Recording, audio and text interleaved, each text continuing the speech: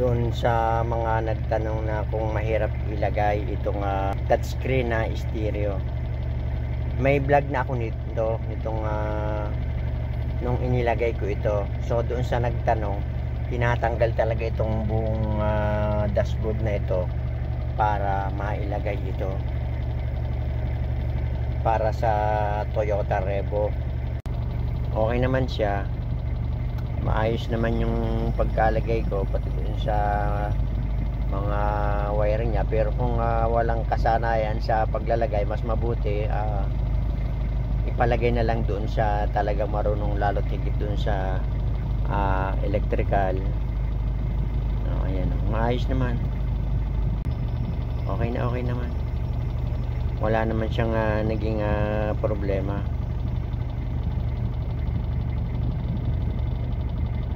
Maayos.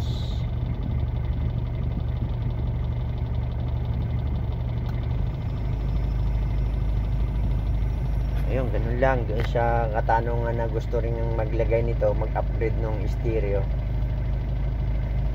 kung maglalagay kayo nito, dahan-dahan lang yung pagbaklas. Baka mamaya may masira o may masirang mga wire o kung anumang bagay. Dahan-dahan lang ang pagtanggal at pag-isipang mabuti. Pero kung walang kasanayan doon sa pag-electrical o doon sa wiring nito, ay ipagawa na lang.